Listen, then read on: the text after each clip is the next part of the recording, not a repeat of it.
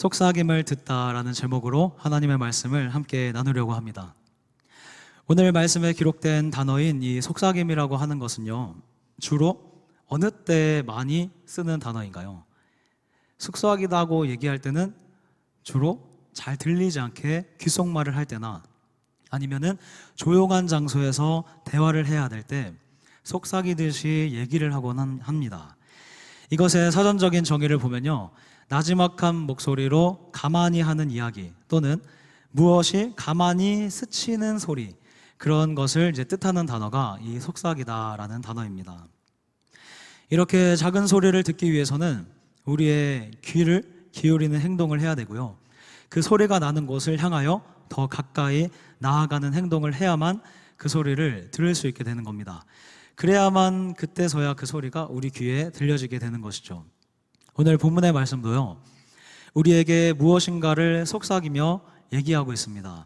그것을 듣기 위하여 우리가 모두 함께 말씀의 귀를 기울여 보도록 하겠습니다.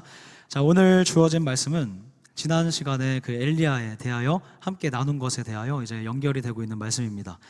지난 말씀에서 이제 엘리야는 바알과 아세라 우상을 숭배하는 선지자 850명과의 결투에서 승리를 한 후에 자신을 죽이려고 하는 그 이세벨의 칼을 피해서 로뎀나무 아래로 도망하였죠. 그렇게 지쳐서 누워있던 이 엘리야에게 하나님은 천사를 보내셔서 물과 떡을 주시면서 엘리야야, 일어나서 먹어라, 이렇게 말씀하셨어요. 하지만 엘리야가 그때 어땠나요? 그가 얼마나 힘들었던지, 얼마나 마음이 어려웠던지 물과 떡을 먹고도 다시 누워버렸죠. 그때 하나님이 포기하지 않으셨잖아요.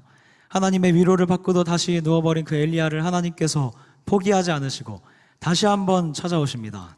그럼에도 불구하고 다시 찾아오신 그 하나님께서 엘리야의 사명을 위하여 다시 한번 떡과 물을 공급해 주시면서 엘리야야, 일어나서 먹으라, 내가 혹여라도 이 사명의 길을 다 가지 못할까 하노라 하면서 하나님이 다시 위로해 주셨고 그를 일으켜 세워주셨습니다. 그렇게 다시 일어난 엘리야는 그제서야 이제 하나님의 인도를 받으면서 자신의 사명의 자리인 호렙으로 가게 되었죠. 이렇게 우리는 지난 시간에 먼저 한계를 공감하시는 그 하나님을 만나게 되었습니다. 오늘의 말씀은 그 일이 있은 그 이후에 호렙에 도착한 엘리야에게 일어난 일들을 기록하고 있는 말씀인데요, 그 말씀의 시작인 9절 말씀을 우리가 함께 읽어보도록 하겠습니다. 함께 읽겠습니다. 엘리야가 그곳 굴에 들어가 거기서 머물더니 여호와의 말씀이 그에게 임하여 이르시되. 아멘. 호렙에 도착한 엘리야는 그곳에 있는 어느 한 굴에 들어가 있었어요. 엘리야가 호렙에 도착해서 굴을 찾아서 들어간 이유가 있는데요, 그것이 무엇이냐면요, 이전에 있었던 어떤 한 가지 사건을 엘리야가 떠올렸던 거예요. 그 한 가지 사건을 기억하고 있었던데 그 말씀인 그것이 사건이 무엇인지 열왕기상 18장 4절 말씀 한번 보면서 확인해 보도록 하겠습니다. 함께 읽겠습니다. 이세벨이 여호와의 선지자들을 멸할 때에 오바댜가 선지자 100명을 가지고 50명씩 굴에 숨기고 떡과 물을 먹였더라. 아멘. 뭐라고 하나요? 이세벨이 이전에도 엘리야 말고 다른 선지자들을 죽이려고 할 때에 오바댜라는 사람이 선지자 100명을 데리고 와가지고 50명씩 굴에 숨기고 떡과 물을 공급하면서 그들을 지키고 보호해줬습니다. 그때 아합 밑에 있었던 이 오바다라는 관리가 이제 그렇게 선지자들을 100명, 50명씩 굴에 숨기고 보호해줬던 사건이 있었는데요, 이 사건을 알고 있었던 엘리야는 그 장면을 기억하면서 다시 그 굴로 기어서 들어간 거예요. 이것이 무엇을 말하나요? 하나님의 인도를 받아서 사명의 자리인 호렙까지 왔지만 엘리야는 아직도 여전히 두려움에 사로잡혀서 아직도 어딘가에 숨어버리고 싶은 마음, 어딘가에 아직도 내 생명을 숨기고 싶은 마음, 어딘가로 아직도 피하고 싶은 그 마음이 엘리야 마음 가운데 여전히 남아 있었던 겁니다. 우리가 알고 있기로 엘리야는 대단한 선지자이죠. 그런데 지금 그의 모습을 보면요, 마음과 영이 무엇인가에 단단히 사로잡혀 있는 것 같습니다. 바로 그때 하나님께서 엘리야에게 찾아오셔서 말씀하십니다. 네가 어찌하여 여기에 있느냐. 이것을 영어 성경으로 보면요, 조금 더 우리 마음 가운데 와닿는데요, What are you doing here? 이렇게 얘기하시는 거예요. 이것을 다시 한국말로 가져와 보면 네가 여기서 무엇을 하고 있느냐, 이것입니다. 이 자리에 계신 성도님들은 대부분 그 자녀들을 키워보신 분들이기 때문에 이 말을 굉장히 잘 공감할 수 있을 거라 생각합니다. 아들, 딸들이 지금 학교나 학원에 가야 될 시간인데 아직도 방에서 뒹굴거립니다. 아직도 스마트폰을 하고 있는 거예요. 아직도 컴퓨터 앞에서 앉아 있는 거예요. 그럼 부모님으로서 이런 말이 나오죠. 야, 너 아직도 방에 있어? 너 지금 뭐 하는 거야 여기서? 빨리 일어나서 가야지. 야, 확실히 공감이 되시죠? 지금 엘리야가 지금 이러고 있는 거예요. 하나님의 마음이 바로 이런 마음인 겁니다. 엘리야야, 너 지금 여기서 뭐 하고 있는 거냐? 하나님은 굉장히 답답한 심정을 엘리야를 향해 표출하고 계시는 거죠. 그럴 수밖에 없는 것이, 겨우겨우 위로하고 겨우겨우 일으켜서 호렙까지 데리고 왔더니 다시 굴 속에 들어가 있는 것은 엘리야의 사명이 아니었기 때문입니다. 조금 전에 우리가 읽었던 18장 4절 말씀을 보면요, 그때 굴 속에 들어갔던 선지자들의 상황은 정말로 목숨이 위태로운 상황이었어요. 하지만 엘리야에게 있어서 그 죽음의 위기는 로뎀나무에서 이미 다 지나갔습니다. 오바댜를 통해 숨겨진 100명의 선지자들이 아까 무엇을 공급받았다고 기록하고 있죠? 떡과 물을 공급받았다고 기록하고 있죠. 이것을 엘리야는 로뎀나무에서 똑같이 공급을 받았어요. 그렇다는 것은 100명의 선지자들이 죽음을 피해 도망한 곳이 굴이었다면 엘리야가 도망을 피한 곳은, 자기 목숨을 건지기 위해서 피했던 곳은 로뎀나무 아래였던 것이죠. 그렇게 죽음을 피하고 하나님의 위로로 일어나서 다시 호렙에 왔다면 이제 다시 사명을 감당하는 것이 맞는 것이죠. 이러한 모습을 보면요, 엘리야는 여전히 자신의 생각 속에 사로잡혀 있었던 겁니다. 위기는 다 지나갔는데 여전히 내가 죽임당할 것이라고 생각하면서, 여전히 아직도 내 생명이 위태롭다고 생각하면서, 여전히 아직도 나는 위험하다고 생각하면서 다시 내 목숨 건지기 위해서 굴로 들어가는 거예요. 조금 더 가보면 이 모습이 어쩌면 우리의 모습과 같지 않나요? 이 모습이 공감이 되실지도 모르겠습니다. 우리가 이럴 때가 있죠. 내가 너무너무 힘들 때, 그리고 내가 너무너무 지칠 때면요, 하나님이 나를 말씀의 자리로 부르시고요, 기도의 자리로 부르시면서 위로해 주셔도 몸과 마음을 일으키지 못할 때가 있죠. 조금 더 가보면 내 몸은 하나님께 이끌려 예배의 자리, 그리고 말씀의 자리, 헌신의 자리에 있더라도 내 마음은 여전히 지쳐있을 때가 있는 거예요. 엘리야의 마음이 지금 그렇게 사로잡혀 있었던 겁니다. 이제는 더 이상 실제하지도 않는 위기의 상황만을 계속 상상하면서, 그것을 계속 생각하면서 굴 속에서 벌벌 떨고 있는 겁니다. 지난주 주일에 들었던 말씀을 우리 성도님들 기억하실 겁니다. 그 이전에 들었던 말씀이 산발락과 도비아는 아직 실제적으로 성벽을 공격하지 않았다고 했죠. 실제적으로 성벽을 공격하지 않았고 말만 했을 뿐인데, 그런데 그 말에 사단마귀가 힘을 더하여 느헤미야 공동체를 사로잡고 나니까 결국 그들의 마음이 완전하게 무너지게 되었고 성벽 공사가 원활하게 이루어지지 못하고 있다는 것을 우리가 말씀을 통해 들었습니다. 마찬가지죠.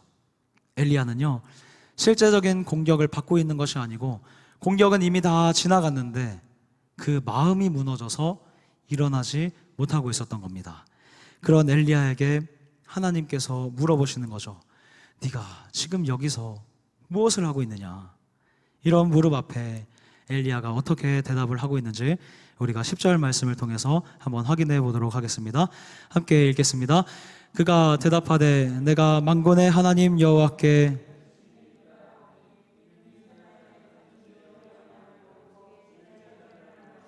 칼로 주의 선지자들을 죽였으며오며 오직 나만 남았거늘 그들이 내 생명을 찾아 빼앗으려 하나이다. 아멘. 야, 분명하죠. 내 생명을 찾아서 아직도 빼앗으려 한다 얘기하고 있어요.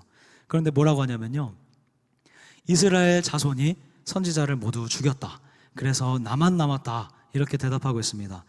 그런데 진짜 엘리야만 남았나요? 아니에요.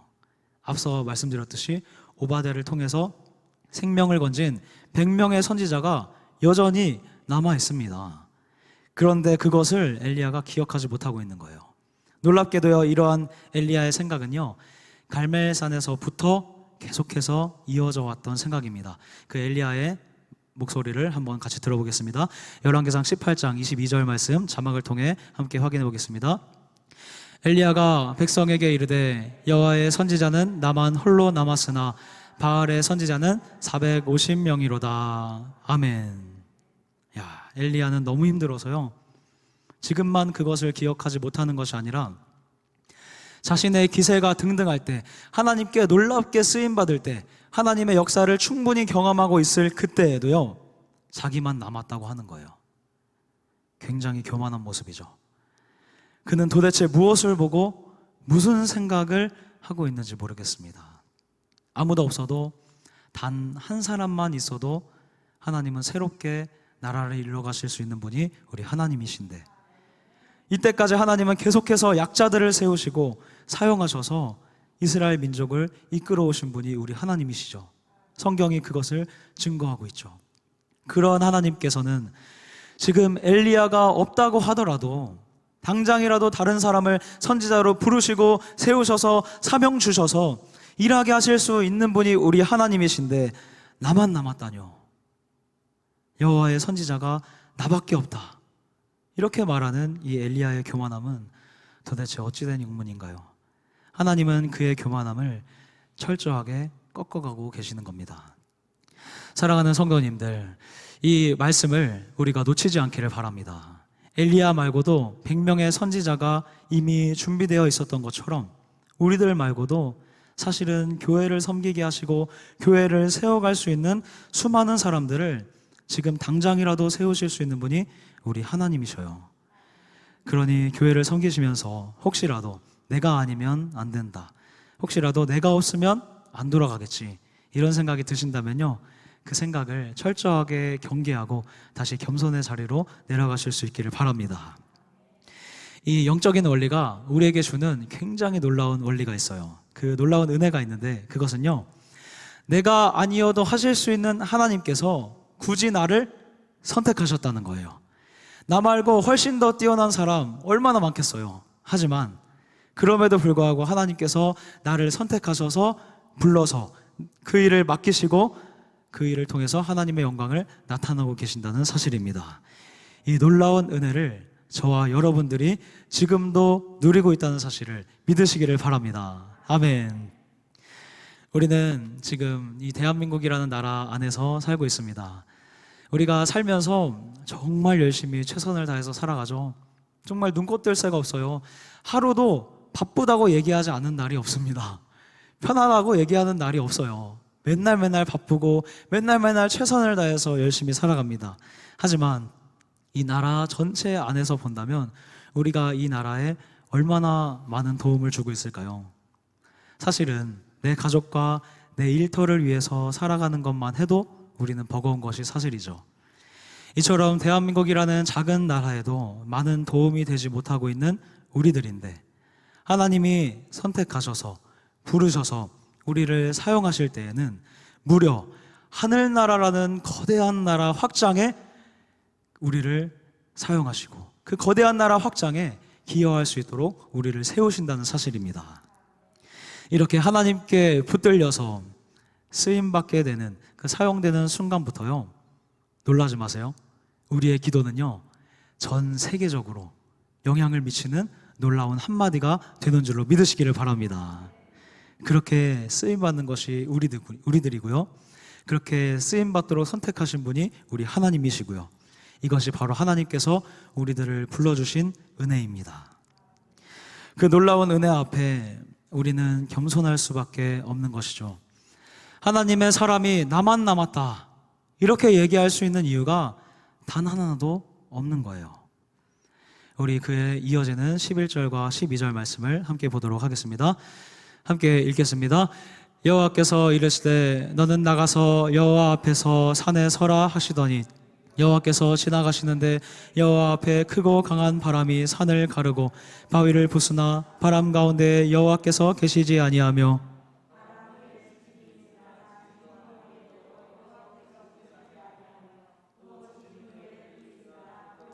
여호와께서 계시지 아니하더니 불 후에 세밀한 소리가 있는지라. 아멘. 굴 속에 들어가 있던 엘리야에게 하나님은 명령하십니다. 나가서 서라.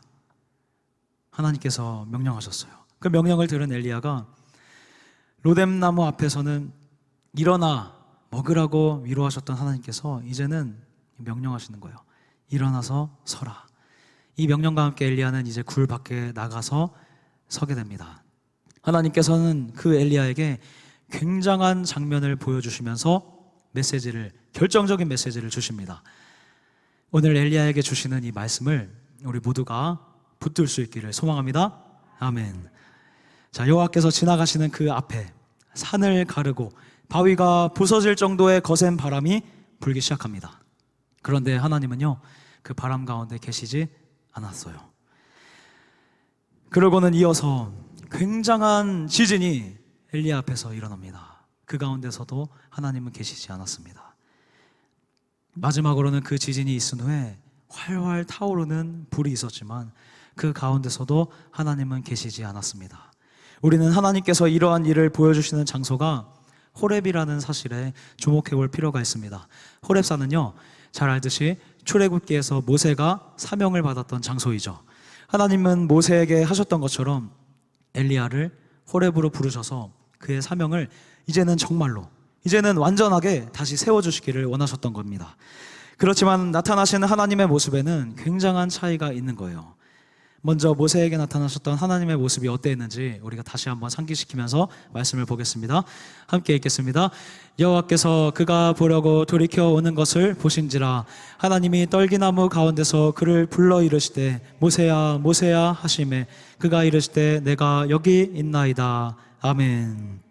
하나님께서 모세에게 나타나셨을 때에는요, 성경에 기록된 것처럼 활활 타오르는 떨기나무 불꽃 가운데서 하나님 나타나셨죠. 그리고 불꽃 가운데서 하나님이 모세에게 말씀하시고 사명을 주셨습니다. 그런데 그와는 다르게 오늘 엘리야에게 나타나실 때에는요, 강한 바람이 불었지만 그 속에 하나님은 계시지 않으셨습니다. 지진 가운데도 하나님은 계시지 않으셨습니다. 활활 타오르는 불꽃 가운데도 하나님은 계시지 않으셨습니다. 하나님이 어디 계셨냐면요, 그 뒤에 따라오는 세밀한 소리 가운데 하나님은 엘리야에게 다가오셨습니다. 엘리야는 평생을 사역하는 동안 지속적으로 사람들에게 보여지는 그 사건들 속에 있었어요. 역사의 현장 가운데 있었던 것이죠. 그 사건의 절정이 바로 갈멜산에서 영적 전쟁이 그 사건의 절정이었습니다. 그렇게 보여지는 사건들 속에 있었던 엘리야는요, 드러나 있던 자신만이 여호와의 선지자로 남아있다고 말하면서 100명의 선지자들이 아직도 남아있음에도 불구하고 그들을 인정하지 않는 거예요. 그러한 엘리야였기 때문에 하나님께서는 드러나는 바람과 지진과 불로 오시지 않았고 그 뒤에 세미한 소리로 엘리야에게 찾아오십니다. 여기서 하나님의 음성으로 들려오는 이 세밀한 소리는요, 들릴지 말지한 아주 미세한 그 속삭이듯이 들려오는 그 소리를 의미하는 겁니다. 너무나 시끄러운 소리 가운데 노출되어 있던 귀는요, 크게 울리는 소리에 적응했기 때문에 작게 들려오는 소리가 나에게 찾아올 때 그것을 듣기가 어렵게 되죠. 마찬가지로 항상 눈에 보이는 확실한 응답을 경험했어요. 그것만을 기대했고요. 마찬가지로 확실한 기도의 응답과 하나님의 눈에 보이는 역사만을 기대하면서 살아왔던 사람은 하나님의 세밀한 말씀, 하나님의 세밀한 응답, 하나님의 세밀한 음성을 들을 수가 없는 겁니다. 때로는 눈에 보이는 현상, 그리고 이것이야말로 하나님의 응답이야, 이렇게 말할 수 있는 확실한 것들이 없더라도 우리는 그 뒤에 계실 수도 있는 하나님의 세미한 그 음성에 귀를 기울일 수 있다는 사실을 믿으시기를 바랍니다. 세상의 큰 말들과 누군가를 통해 듣게 되는 그런 말들보다요, 어떨 때는 내 마음 가운데 잔잔하고 조용하게 말씀하시는 그 하나님의 세밀한 그 음성이 더 정확하게 들릴 수가 있다는 사실이에요. 그 하나님의 말씀을 듣기 위해서는 나와 하나님과의 단둘이 교제하는 그 시간이 꼭 있어야겠죠. 우리가 그런 기도의 시간을 사수할 때 북적거리면서 혼란스럽게 하는 세상의 수많은 소리들 가운데서도 하나님의 세밀한 음성을 들을 수 있는 귀가 열려지게 된다는 사실입니다. 야, 어떻게 하필 또 이럴 때 50일 20분 기도 운동이 지금 진행되고 있죠. 야, 이것을 기회 삼으셔서 정말 기도 가운데 그 20분 짧은 기도이지만 그 기도 가운데 하나님과 친밀하고 교제하고 하나님과 더 가깝게 교제하셔서 하나님의 세미한 음성을 들을 수 있는 귀를 얻으시기를 바랍니다. 그 뒤로 이뤄지는 말씀, 우리 13절과 14절 말씀 함께 읽어보도록 하겠습니다. 함께 읽겠습니다. 엘리야가 듣고 겉옷으로 얼굴을 가리고 나가 굴 어귀에 섬에 소리가 그에게 임하여 이르시되 엘리야야 내가 어찌하여 여기 있느냐. 그가 대답하되 내가 만군의 하나님 여호와께 열심히 유별하오니 이는 이스라엘 자손이 주의 언약을 버리고 주의 제단을 헐며 칼로 주의 선지자들을 죽였음이오며 오직 나만 남았거늘 그들이 내 생명을 빼앗으려 하나이다. 아멘. 그 일이 있은 후 엘리야는 드디어 굴 밖으로 완전하게 나왔습니다. 이것을 보니까 하나님의 세미한 그 소리가 엘리야에게 어느 정도는 영향력이 있었던 것 같아요. 그런데 그럼에도 불구하고 엘리야는 아직까지도 나만 남았다고 얘기하고 있죠. 여전히 자신의 가치만을 말하고 있는 겁니다. 여러분들 놀랍게도요, 지금 방금 읽은 말씀이 지금 중복된 말씀을 다시 읽은 것이 아니라 아까 읽었던 얘기를 하나님의 세미한 음성과 놀라운 역사를 경험한 엘리야가 또 똑같이 얘기를 하고 있는 겁니다. 9절과 10절의 말씀과 지금 읽었던 14절과 15절 말씀, 이 말씀을 보면요, 이 엘리야가 변화가 별로 없는 거예요. 똑같이 나만 남았다고 여전히 계속 얘기하고 있는 겁니다. 14절에서 엘리야가 말하고 있는 이 대답은 자세히 들여다보면 엘리야의 편견과 잘못된 생각으로 이루어져 있다는 것을 우리는 알 수 있습니다. 이스라엘 자손이 주의 선지자들을 죽였다고 얘기하고 있는데 정작 그 선지자들을 죽인 사람은 이스라엘 자손이 아니라 이세벨이었죠. 그리고 엘리야가 갈멜산으로부터 지속적으로 주장하고 있는 주의 선지자가 그 중에 나만 남았다고 하는 것, 이것도 사실이 아니죠. 조금 더 살펴보면요, 지금 이 대답에서 엘리야는 자신의 열심이 유별하다고 얘기합니다. 여기에서 이 열심이라는 것을 원어로는 칸노라고 얘기하는데요, 이 단어는 출애굽기에서 이스라엘 백성들이 출애굽해서 모세가 십계명을 받으러 가는 과정 가운데 이제 우상 숭배를 하게 되죠. 금송아지를 만들어서 우상 숭배를 하게 되는데 그때 하나님께서 말씀하십니다. 나는 질투하는 여호와니라 할 때 그 질투가 바로 이 열심과 같은 단어입니다. 다시 말하면 엘리야는 자신의 열심만을 계속해서 얘기하고 있는 거예요. 하나님이 갖고 계셨던 그 우상들을 향한 그 질투의 마음, 하나님이 갖고 계셨던 그 우상들을 향한, 패역한 우상들을 향한 그 분노의 마음, 그 마음을 나만 갖고 있다고 얘기하는 겁니다. 나 혼자만 지금 우상을 대적하고 있다고 얘기하는 거예요. 이것을 우리 공동체 안으로 가져와 본다면요, 지금 이렇게 많은 사람들이 교회를 섬기고 있는데요, 하나님을 향한 열심이 나에게만 있다고 하는 거예요. 우리 모두가 함께 예배를 드리고 있는데 나 혼자만 예배를 잘 드리고 있다고 얘기하는 것과 같은 겁니다. 굉장히 놀랍죠. 사단 마귀를 대적하는 마음, 이단을 대적하고자 하는 마음, 그 마음이 나에게만 있다고 하는 거예요. 어떤가요? 굉장히 교만한 것이죠. 바로 이것이 지금 엘리야의 상태입니다. 하나님께서는 그런 엘리야의 교만을 겸손으로 바꾸시기 위하여 계속해서 노력하시면서 분명하게 말씀을 주십니다. 자, 오늘 본문의 마지막 말씀인데요, 우리 18절 말씀을 함께 읽도록 하겠습니다.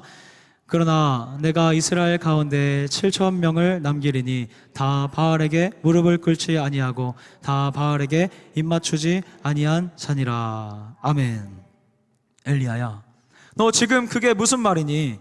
너를 제외하고 아직도 100명의 선지자가 활동하고 있다. 그뿐만이 아니라 나를 향한 열심을 가지고 바알에게 여전히 무릎 꿇지 않고 우상을 대적하는 그 사람들이 아직도 7천 명이나 더 남아있다. 그런데 너만 열심을 가지고 있다고 하는 그 말이 도대체 무슨 말이냐? 하나님의 심정이 이와 같은 것이죠. 하나님께는 엘리야 말고도 7천 명이라는 어마어마한 가치가 여전히 남아있었던 겁니다. 그 말씀을 끝으로 하나님은 이제 엘리사에게 선지자의 직무를 넘기라는 마지막 명령을 주셔요. 사랑하는 성도님들, 하나님의 말씀은요, 우리에게 위대한 사람만이 진정한 사명자가 되는 것이 아님을 오늘 명확하게 보여주고 있습니다. 눈에 보이는 큰 일을 이룬 사람만이 사명자가 되는 것은 아니라는 것이죠. 소리가 거의 들리지 않는 미세한 소리를 내면서도 하나님께 인정을 받는 자가 진정한 사명자가 되는 것입니다. 오늘의 이 말씀을 우리가 마음으로 붙들 수 있기를 바랍니다. 하나님이 엘리야에게 7천 명이라는 사람을 들어서 가르쳐 주셨던 것처럼 하나님께서는요, 누구나 시대적으로 위대하다고 말하는 사명자 말고도 수많은 사명자들을 하나님은 다 기억하고 계십니다. 혹시라도 내가 내는 목소리가 너무 작고 미세하다고 생각하시나요? 혹시라도 내가 하는 헌신이 너무나 작고 미세하다고 생각하시나요? 혹시라도 내가 하는 섬김이 하나님 나라에 도움이 안 될 것이라고 생각하시나요? 저 사람을 보면 저렇게 잘 섬기는데, 저 사람을 보면 정말 하나님의 나라를 위해서 열심히 헌신하고 있는 것 같은데 내가 하는 헌신을 보니까 너무나 부족한 것 같아. 내가 내는 목소리는 복음을 전하기에 너무 부족한 것 같아. 혹시라도 이런 마음이 드시나요?